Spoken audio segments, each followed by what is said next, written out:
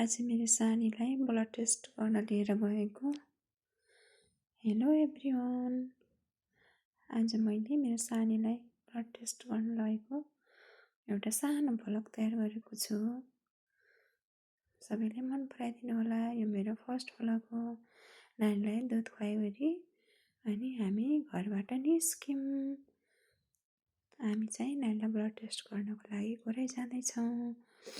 हामी अहिले छौँ लमाईमा। लमाई बजारदेखि हामी निस्किँदैछौँ। यहाँ मेरो बुढोलाई फेरि रुगा लाएर मास्क लाएर बसिरहनु भएको छ, नानीलाई सर्छ भनेर। अब हामी घरको लागि लमाई बजारदेखि नै माथि लागिसक्यौँ। अनि अहिले हामी अर्जुन खोलाको पुल तरेर अगाडि बढिरहेका छौँ र अब हामी यहाँबाट माथि घरको लागि उकालो चढ्छौँ। यही गर्दै मसोटको पुल पनि आइसक्यो। अब हामी यहाँबाट उकालो चढेर घरै जान्छौँ। अब हामी चौपट्टा पनि पुगिसक्यौँ। चौपट्टा पुगेर तर ओह्रालो गइरहेछौँ। अब आइपुग्न लाग्यो घरै। के हुने हो नानीको ब्लड टेस्ट। सानी फेरि यताउता हेरिछन्। मलाई कहाँ लैजान लाग्यो भनेर होला चुप्प लाएर हेरिरहेछन्। यही गर्दै हामी घरको लागि अगाडि बढिरहेका छौँ। सानी फेरि चुप्प लाएर बसिरहेछन्। बाबाले मास्क लगाएको देखेर नचिनेर कहाँ लिएर जान लाग्यो भनेर होला। यही गर्दै हामी घरै पनि बजार प्रवेश गरिसक्यौँ। अब हामी यहाँ तर ट्राफिक चोकदेखि भित्र लाग्यौँ हस्पिटल लाइनमा। अब नानीको ब्लड टेस्ट गर्ने ठाउँमा लगेर जान लाग्यौँ। नेसनल प्याथमा टेस्ट गर्न लगेको। मैले जहिले पनि नेसनल ल्याब प्याथमै टेस्ट गर्छु। आफ्नो पनि नानीको पनि मेरो पनि टेस्ट गर्नुपर्ने थियो अनि नानीलाई पनि। अनि यहाँ काउन्टरमा अनि नामसाम टिपिवरी हामी नानीको लागि ब्लड टेस्ट गर्नको लागि भित्र गयौँ। कस्तो डर लागिरहेको छ, कति रुने होला नानी भनेर, कति पिर लागिरहेको छ, कति रुने हुन् भनेर। सानी फेरि यताउता हेरिरहेथिन् कहाँ लिनु भयो भनेर होला।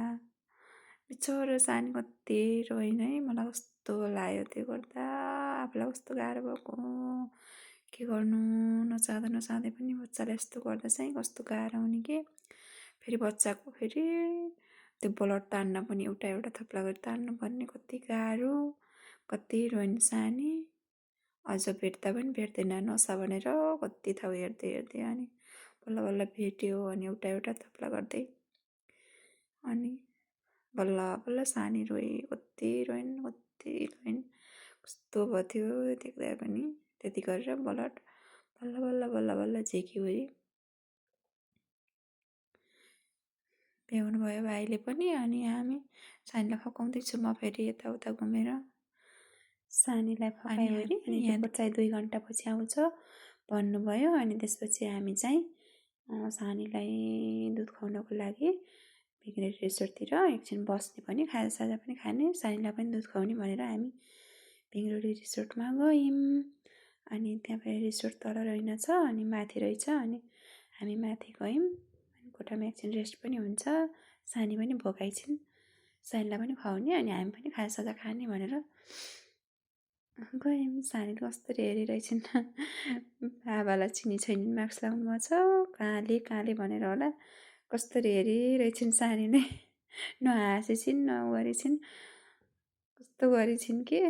अनि मैले दुध खुवाएँ भने सानीलाई सुताएँ। त्यति गर्दै मोमो पनि आयो, मैले मोमो पनि खाएँ। अनि त्यही गर्दै 2 घन्टा भएर अनि हामी चाहिँ रिपोर्ट आएको म्यासेज आयो। अनि त्यसपछि हामी रिपोर्ट लिनको लागि ल्याबतिर लाग्यौँ। अनि कति टेन्सन लागिरहेको थियो सानीको रिपोर्ट के आउने होला भनेर है। अनि हामी रिसोर्टदेखि बाहिर निस्क्यौँ। अनि निस्केपछि हस्पिटल पुग्यौँ, हामी ल्याबमा पुग्यौँ। अनि हामी ल्याबमा पुग्यौँ। अनि त्यहाँ चाहिँ हुँदो रहेछ रिसेप्सनमा। अनि हामी चाहिँ वेट गऱ्यौँ। अनि मनमा कति टेन्सन लागिरहेको थियो। मैले ढोगिरहेको छु मेरो सानीलाई नराम्रो रिपोर्ट नआओस् भनेर कस्तो टेन्सन लागिरहेको थियो। सबैजनाले के को रिपोर्ट होला भन्नु भइरहेको होला। सानीलाई थाइरोइड टेस्ट गरेको थियो किनकि मेरो प्रेग्नेन्सी टाइममा थाइरोइड देखेको थियो। त्यो भएको हुनाले बेबीलाई पनि 3 मन्थपछि थाइरोइड टेस्ट गर्नुपर्छ भन्नुभएको थियो डक्टरले। पहिलो रिपोर्ट चाहिँ मेरो थियो नर्मल आयो। मेरो चाहिँ मलाई खुसी लाग्यो। सानीको रिपोर्ट हात पर्यो अनि म हेर्दैछु डराइ के छ सानीको भनेर। सानीको रिपोर्ट पनि नर्मलै आयो अनि म चाहिँ यति खुसी भएँ है। अनि म नाचेछु कि त्यहाँ खुसी भएर। सानी रिपोर्ट पनि नर्मल आयो। सानीलाई जे होस् मेडिसिन खुवाउनु परेन नि त अनि कति खुसी लाग्यो। अनि त्यसपछि हामी घरको लागि निस्क्यौँ। मेरो सानो भ्लगै यो सबैजनालाई मन पराइदिनु होला।